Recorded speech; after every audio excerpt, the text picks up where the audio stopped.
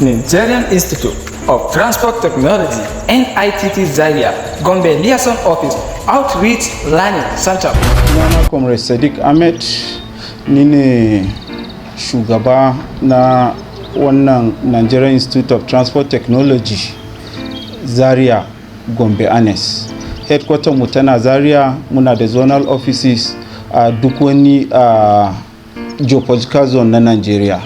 Sannan a nan na North East an allocate nata a Kumo ne, jihar Gombe. So abinda mu muke yi, muna da mandate. Makarantar nan an bude ta bisa ga dokar National Assembly 1986.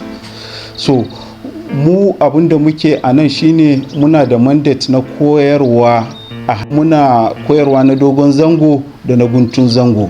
Na dogon zango shine muna da postgraduate diploma da masters a transport and logistics. Sannan kuma muna advanced diploma da certificate duka transport and logistics. Sannan kuma suna duk wannan karatu mai dogon zangon suna da area na specialization insu kamar logistics, warehousing da sauransu. Sannan muna yin irin short time training, muna kiran shi customized training, shi ma area transport and logistics. Banda shi muna koyar da aikin hannu, muna kiranta skills acquisition ta fannin welding, electrical da sauransu.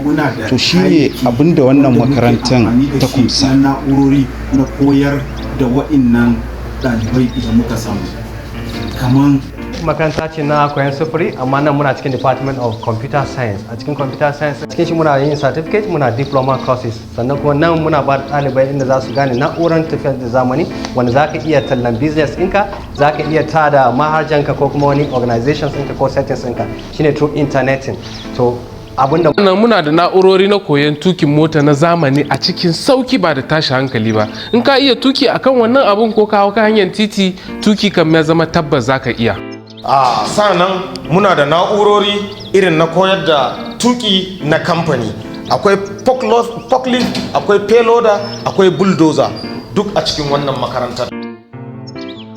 Bayan wannan muna da na'urorin koyar da tukin jirgin ƙasa a cikin sauƙi. Muna da na'urori na koyon sana'o'i na irin ta zamani, welding and fabrication. Ina masu son sauke bakin su, muna da ingantaccen ɗakuna wanda muka tanadar don sauke baki a cikin sauƙi ba tare da su kaje kana ta neman wani. Ina masu buƙatan hall program domin meeting, hall program. Mun tanadar muku da restaurant wurin cin abinci mai kyau, mai inganci, mai daɗi na zamani. Ina ma'abota motsa jiki, mun tanadar muku da wuri na motsa jiki na musamman.